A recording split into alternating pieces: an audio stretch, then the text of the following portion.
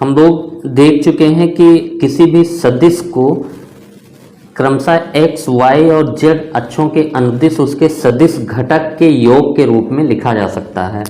यानी हम लोगों ने देखा था कि सिंपल सा कि कोई बिंदु P है जिसके निर्देशांक x, y, z हैं। बिंदु P के निर्देशांक x, y, z हैं। तो जो OP वेक्टर होगा यानी बिंदु P का जो स्थित सदिश होगा इसको हम लोग R से भी लिखते हैं।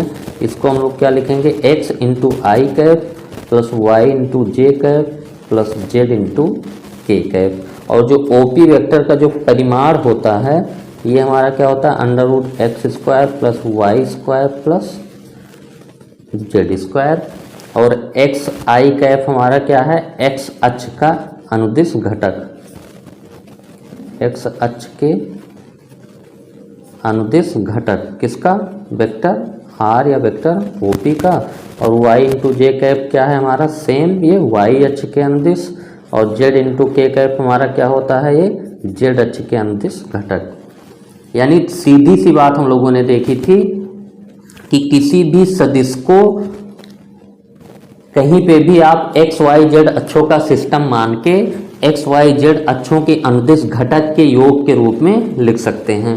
और इसका जो है हम लोगों ने प्रूफ भी देखा था, ये घनाभ बना के।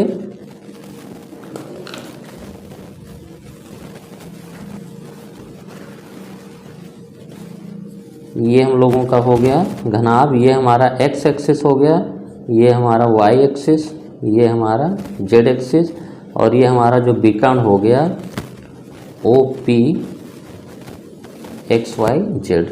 तो हम लोग जानते हैं ये लेंथ क्या होती है, x होता है तो इसको वेक्टर के रूप में लिखेंगे तो एक्स आई हो जाएगा।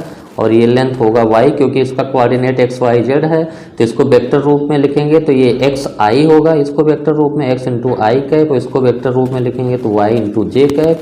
और इन दोनों वेक्टर को समांतर चतुर्भुज के योग के नियम से जोड़ेंगे तो ये हमारा हो जाएगा वेक्टर। और ये हमारा z इंटू के कैप वेक्टर होगा, और इस वेक्टर और इस वेक्टर का योग हमारा ये वेक्टर हो जाता है। तो यहाँ से हमको पता चलता है। तो अब हम लोगों का जो ये घटक के रूप में सदिश का आ जाने से ये फायदा होगा कि किसी भी वेक्टर को अगर हमको जोड़ना हो, घटाना हो, तो घटक के रूप में लिखा है तो ये बहुत आसान हो जाता है। तो यही हम लोग देखेंगे कि यदि दो सदिश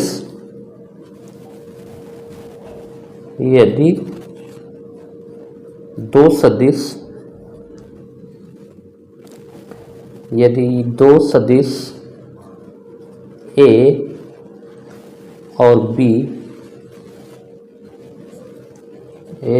B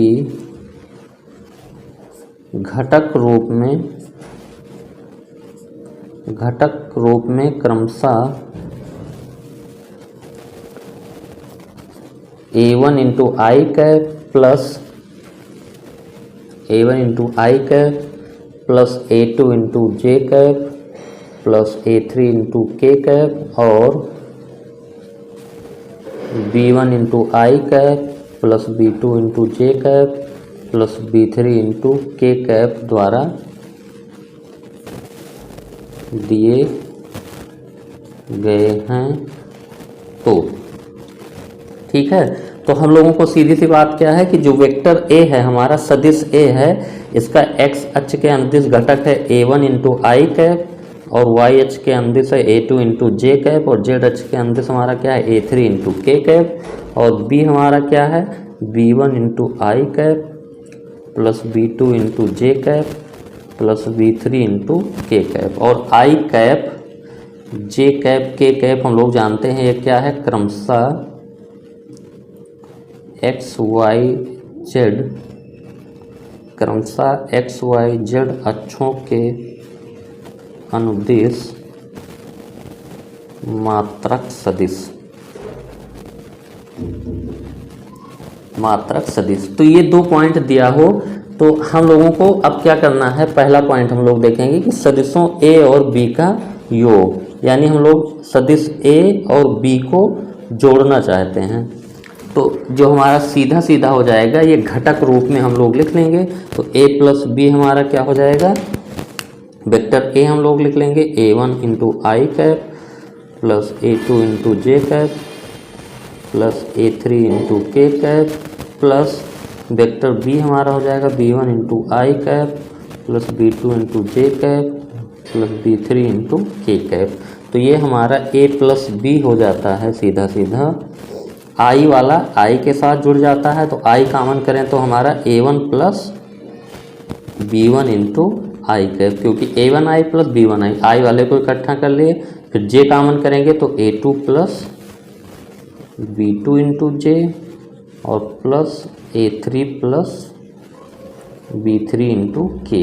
यानी अगर हमारा घटक रूप में दिया है और दो सदिश को हमको जोड़ना है तो सीधा सीधा हम लोग क्या करते हैं, आई वाला ये हमारा क्या है B1 है, इसमें कंफ्यूज नहीं होना है। आई वाला आई के साथ जुड़ जाता है, जे वाला जे के साथ जुड़ जाता है, के वाला के के साथ जुड़ जाता है। ये पहला हो गया दोनों सदिशों का योग।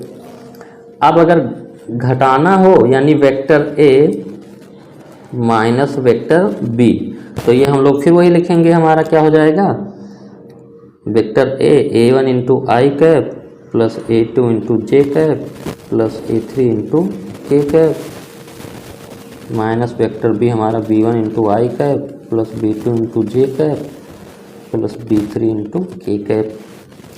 तो A1 आई माइनस से होगा तो ये माइनस B1 आई हो जाएगा, तो आई कॉमन करेंगे तो ये हमारा हो जाएगा A1 माइनस B1 और फिर जब J कॉमन करेंगे तो ये A2J माइनस B2J, तो J कॉमन कर लिए तो A2 minus B2 plus K common कर लिए तो A3 माइनस B3। यानी A माइनस B निकालने के लिए हम लोग क्या करेंगे, I वाले का I से घटाएंगे, J वाले का J से। तो इससे हमारा क्या हो गया, वेक्टर का अगर सदिश जो है घटक रूप में लिखा है तो उससे हमारा वेक्टर को जोड़ना और घटाना बहुत आसान हो जाता है। तो ये दो हम लोगों ने देख लिया कि अगर सदिश घटक रूप में लिखा है तो दो वेक्टर को जोड़ लिया, दो वेक्टर को घटा लिया। आई वाला आई के साथ जोड़ लेंगे, जे वाला जे के साथ, ये दो बात हो गया। अब तीसरा पॉइंट कि अगर ये कहा जाए कि दो सदिश ए और बी जो है समान हैं,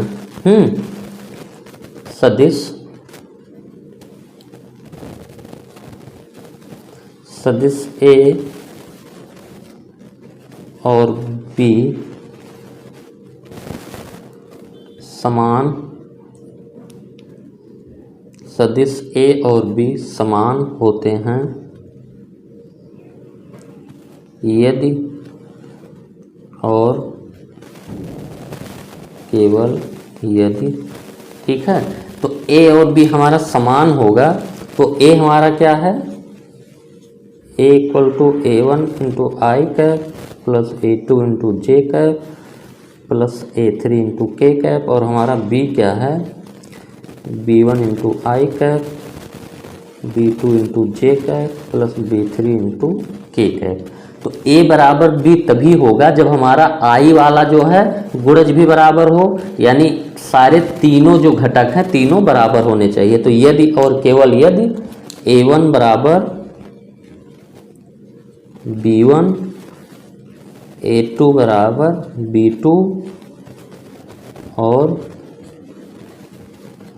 A3 बराबर B3, यानी दो सदिश अगर घटक रूप में लिखे हैं और दोनों का मान बराबर है तो ये तभी बराबर हो सकता है जब x अक्ष के अनुदिश घटक भी बराबर हो, y अक्ष के अनुदिश घटक भी बराबर हो और z अक्ष के अनुदिश भी घटक बराबर हो। ये हमारा हो गया तीसरा पॉइंट। चौथा पॉइंट हम लोग देखते हैं, किसी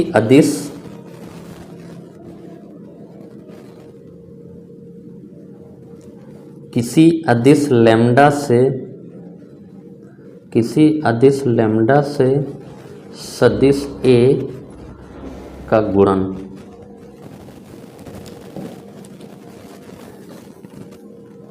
यानी लैम्डा इंटू A सदिश हमारा क्या हो जाता है, ये हमारा क्या हो जाएगा लैम्डा इंटू, और A की जगह हमारा क्या हो जाएगा A1 आई कैप प्लस A2 जे कैप प्लस A3 के कैप।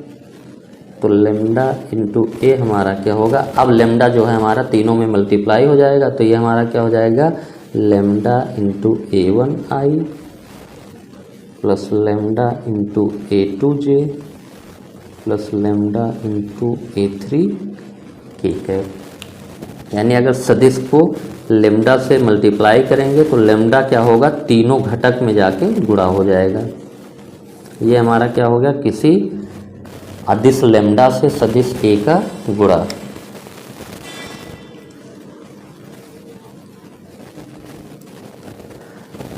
अब जो है एक बिंदु हम लोग और देखते हैं,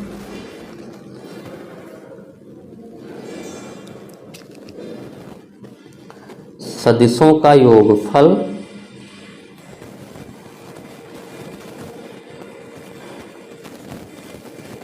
सदिशों का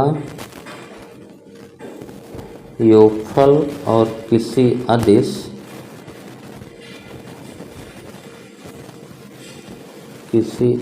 से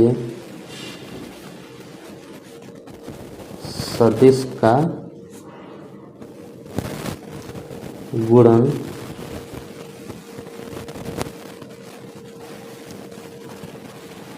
निम्न वितरण नियम से मिलता है।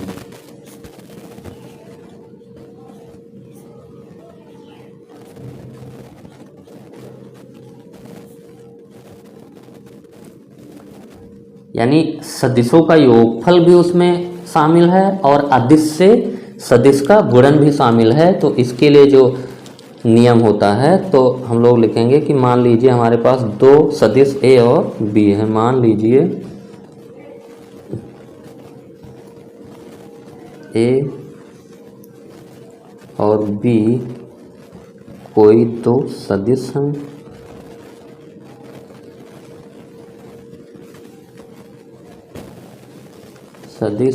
और के और एम दो अदिश हैं। तब पहला क्या होता है हमारा नियम,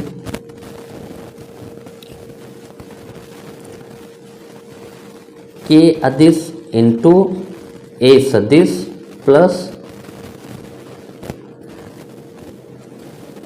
m इंटू ए सदिश। तो यहाँ से हमारा क्या हो जाता है, ए सदिश कॉमन हो जाता है तो k प्लस m इंटू ए सदिश। ये हमारा पहला हो गया नियम। ये समझना बहुत आसान है। यहाँ से हम लोगों ने क्या वेक्टर ए कॉमन कर लिया दोनों से, और हमारा अगर यह है k इंटू एम इंटू ए तो ये हमारा हो जाएगा k इंटू एम इंटू ए। दूसरा हो गया। तीसरा अगर हमारा है k इंटू सदिश ए प्लस सदिश बी तो ये हमारा k दोनों में गुणा हो जाएगा, k into A vector plus k into B vector. ये सिंपल सी बातें हैं। ये बात हो गया हम लोगों का। तो हम लोगों ने क्या देख लिया कि दो सदिश अगर जो है घटक रूप में लिखे हैं क्रमशः एक्स वाई जेड अक्षों के अनुदिश घटक रूप में, तो उनको जोड़ना होगा। तो आई वाला जो है घटक आई के साथ, जे वाला जे के साथ, के वाला के के साथ, और उनको घटाना भी होगा तब भी कर लेंगे हम लोग। और दो सदिश अगर बराबर होंगे, दो सदिश बराबर तभी होंगे जब उनका एक्स अक्षों के अनुदिश, वाई अक्षों के अनुदिश और जेड अक्षों के अनुदिश घटक बराबर होता है। ये हम लोगों ने देखा। और ये छोटा सा नियम देखा कि के हमारा क्या है, अदिश है, k into A vector plus M into A vector बराबर k प्लस एम इंटू ए। तो यहाँ से वेक्टर a कॉमन हो गया और ये हमारा k into M into A vector है तो k हमारा m में मल्टीप्लाई हो गया। k into A vector plus b vector है तो k दोनों में गुणा हो जाता है। ये बात हो गया।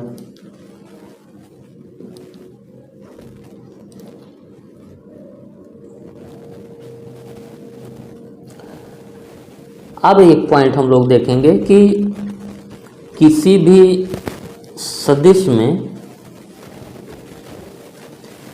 सदिश A है, इसमें हम लोग लेम्डा अदिश से जब गुणा करते हैं, लेम्डा अदिश से हम लोग जब गुणा करते हैं तो यही हमारा जो लेम्डा इंटू ए सदिश मिलता है, ये क्या होगा, अगर लेम्डा धनात्मक है तो ये क्या होगा, ए की दिशा में ही होगा और लेम्डा टाइम्स हो जाता है। अगर लेम्डा की वैल्यू क्या हो, ये कब है, जब लेम्डा धनात्मक हो, तब दिशा हमारी लेम्डा इंटू ए की सदिश ए की दिशा में ही रहती है जब लेम्डा धनात्मक हो। और अगर ऋणात्मक होता है लेमडा इंटू ए हमारा क्या हो जाता है, जब ऋणात्मक होगा तो उसकी दिशा बदल जाती है, लेमडा इंटू ए। तो यहाँ पे क्या है, लेमडा जब ऋणात्मक है। लेकिन धनात्मक और ऋणात्मक दोनों स्थितियों के लिए जो हमारा ए वेक्टर और लेमडा इंटू ए वेक्टर हमेशा क्या होते हैं, एक ही लाइन के समांतर होते हैं। ज़्यादा से ज़्यादा लेमडा इंटू ए हमारा या तो होगा एक ही दिशा में होगा या एक ही विपरीत दिशा में, यानी लेमडा के किसी भी मान के लिए हमारा वेक्टर ए और लेमडा इंटू ए क्या होते हैं, ये एक संरेख होते हैं। ठीक है, ये बात हम लोगों को पता है। यानी इसमें एक लाइन अगर हम लोग लिखें कि वेक्टर ए तथा लेमडा इंटू ए वेक्टर हमेशा संरेख होते हैं, यानी एक ही लाइन के समांतर होते हैं। ज़्यादा से ज़्यादा क्या होगा, अगर लेमडा की वैल्यू ऋणात्मक होगी तो दिशा बदल जाएगी। ए वेक्टर तथा लेमडा इंटू ए वेक्टर हमेशा संरेख होते हैं लेमडा के सभी मानों के लिए। लेमडा के सभी मानों के लिए वेक्टर ए तथा लेमडा ए हमेशा क्या होंगे, संरेख होते हैं। ये हमारा बात हो गया। सिंपल सी बात है कि किसी भी सदिश में हम लोग जब लेमडा से गुणा करते हैं तो लेमडा के मान के हिसाब से उस सदिश की लंबाई लेमडा गुनी हो जाती है। और अगर लेमडा धनात्मक है तो दिशा वही रहती है और लेमडा ऋणात्मक है तो दिशा बदल जाती है। यानी लेमडा इंटू ए हमेशा सदिश ए के संरेख होगा। अब इसका उल्टा हम लोग देखते हैं, यानी वेक्टर ए और लेमडा ए संरेख होंगे। अब हम लोग इसका उल्टा ये देखते हैं कि एक वेक्टर हमारा बी है, एक वेक्टर हमारा बी है और एक हमारा वेक्टर ए है। वेक्टर ए है, इसी दिशा में है या इसके विपरीत दिशा में है। एक वेक्टर हमारा ए है, दो वेक्टर है हमारे पास, वेक्टर बी और वेक्टर ए।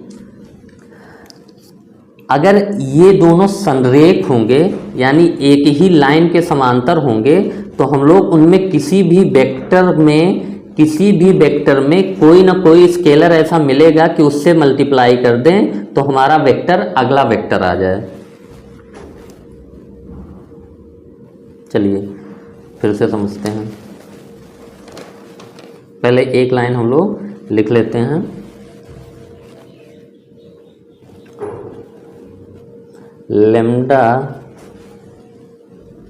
लेमडा के सभी मानों के लिए, लेमडा के सभी मानों के लिए सदिश लेमडा इंटू ए हमेशा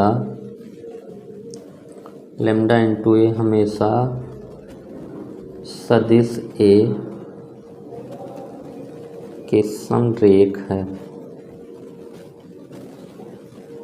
ये बात आपको जो है पचनी चाहिए कि कोई सदिश ए है, लेमडा सदिश ए है, मान लीजिए हम लोग जो है ये 2 यूनिट है।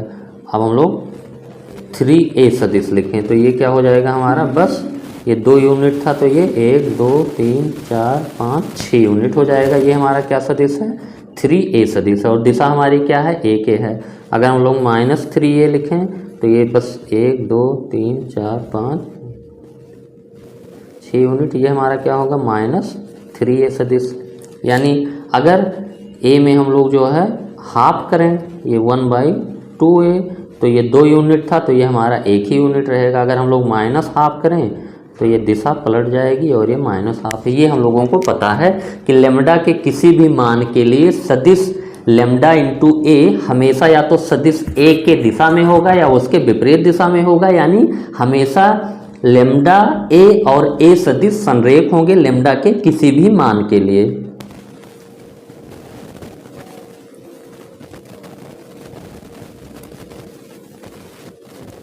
तो इसका हम लोग विपरीत जो है पढ़ेंगे कि अगर हमारा दो सदिश दिया है कि संरेख है, ठीक है, दो सदिश हमारा दिया है कि संरेख है, तो हम लोग उनमें से किसी भी सदिश में लैम्डा से मल्टीप्लाई करके अगला सदिश प्राप्त कर सकते हैं। ठीक है, मान लीजिए ये सदिश हमारा ए है और ये कोई भी सदिश हमारा बी है, दोनों संरेख हैं, तो बस क्या है, दोनों की दिशा या तो समान होगी या तो दोनों की दिशा विपरीत होगी। तो कोई ना कोई वैल्यू तो ऐसी मिलेगी जिसमें हम लोग जो है, जिसमें लेमडा की अगर इसमें मल्टीप्लाई कर दें तो इसका परिमाण और इसका परिमाण बराबर हो जाएगा। तो यही हम लोग अभी समझ रहे थे, इसको लिखेंगे कि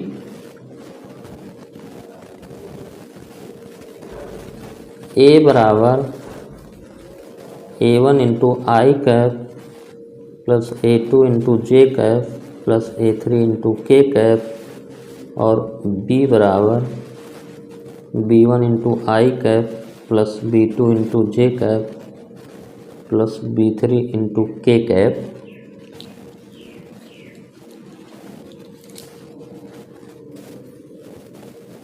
यदि सदिश ए तथा बी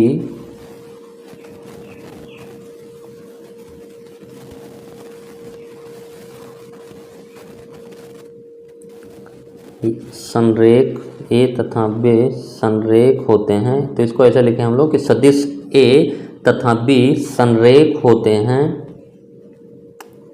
यदि और केवल यदि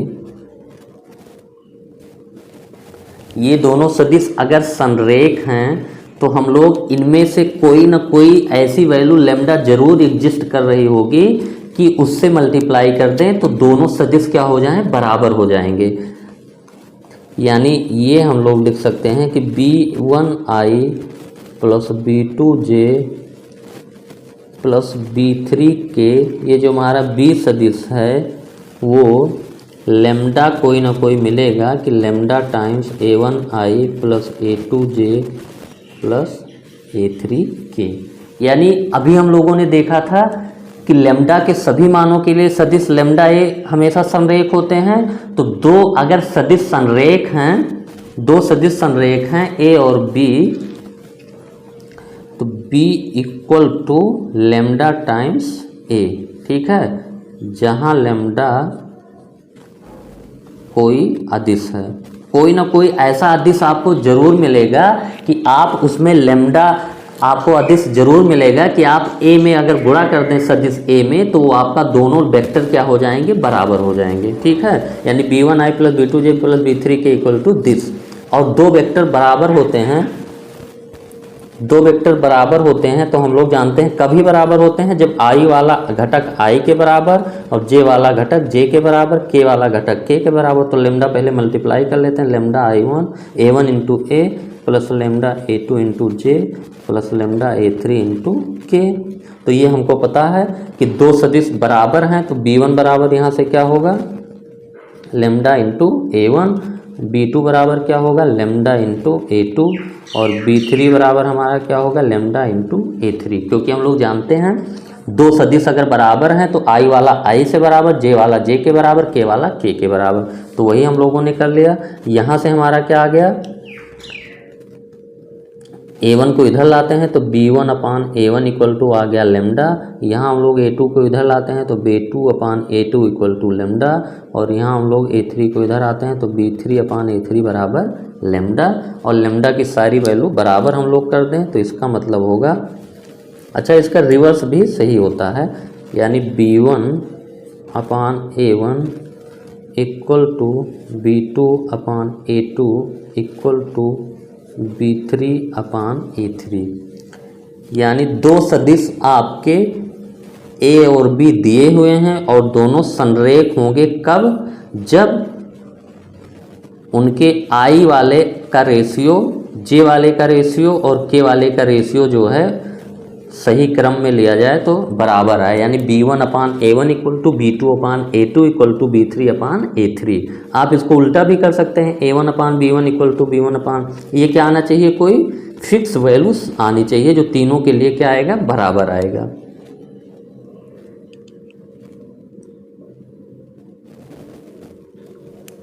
ये हो गया एक पॉइंट हम लोगों का।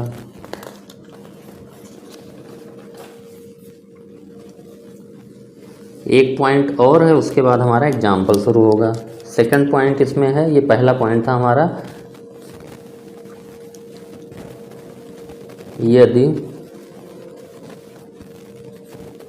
ए बराबर A1 I cap plus A2 J cap plus A3 K cap, तब A1 A2 A3 सदिश A के दिक् अनुपात कहलाते हैं।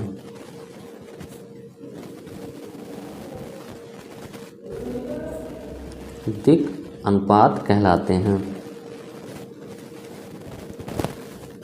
यानी अगर A बराबर A1I plus A2J plus A3 K है, तब A1 A2 A3 क्या होते हैं हमारे सदिश A के दिक् अनुपात कहलाते हैं। और यदि अगला पॉइंट है कि यदि L M N किसी सदिश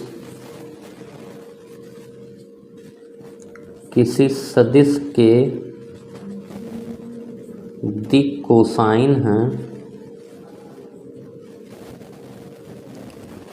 तब L इंटू आई कैप प्लस M इंटू जे कैप प्लस N इंटू के कैप इक्वल टू हमारा क्या हो जाएगा, दिक् कोसाइन हमारा क्या होता है, cos alpha cos beta cos gamma.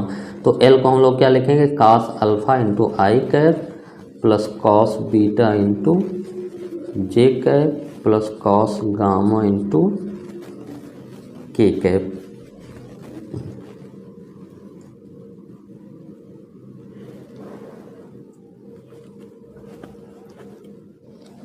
तो ये हमारा जो अगर L M N किसी सदिश के दिक् कोसाइन हैं, तो L I plus m j plus n k यानी cos alpha i plus cos beta j plus cos gamma k, ये हमारा क्या होगा, दिए गए सदिश की दिशा में मात्रक सदिश होता है।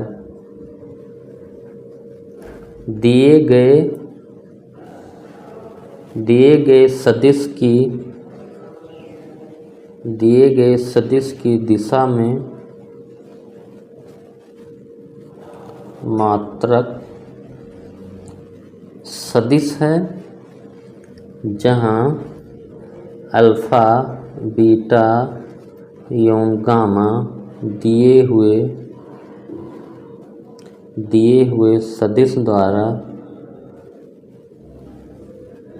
क्रमशः x y और z अक्षों के साथ बनाए कोण हैं।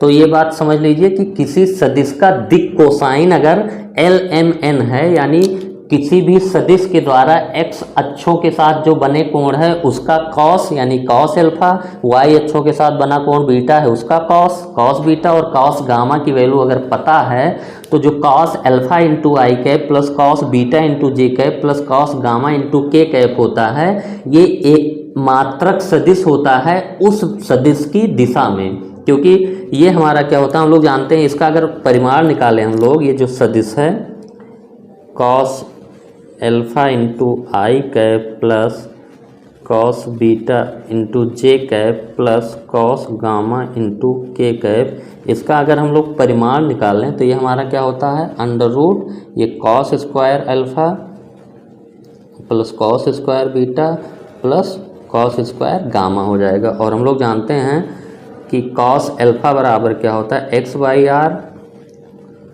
आर हमारा क्या होता है उस वेक्टर का मैग्नीट्यूड, कॉस बीटा बराबर वाई बाई आर और कॉस गामा बराबर जेड बाई आर। तो इसको स्क्वायर करके हम लोग जोड़ते हैं तो cos square alpha plus cos square beta plus cos square gamma, ये हमारा हो जाता है x square upon r square plus y square upon r square plus z square upon r square equal to x square plus y square plus z square upon r square, और इसकी value क्या हो जाती है 1, क्योंकि x square plus y square plus z square क्या होगा are square होता है। आर क्या है हमारा उस सदिश का मैग्नीट्यूड, तो इसकी वैल्यू क्या हो जाएगी cos square alpha plus cos square beta plus cos square gamma की वैल्यू 1, यानी इस सदिश का जो है परिमाण क्या है 1 है, मात्रक सदिश है। तो इसका मतलब क्या हुआ कि अगर किसी भी सदिश का दिक कोसाइन दिया है, cos alpha cos beta cos gamma की वैल्यू दी हुई है, तो कॉस अल्फा इंटू आई cap plus cos beta into जे cap plus cos gamma into के कैप उस सदिश की दिशा में एकांक सदिश होगा।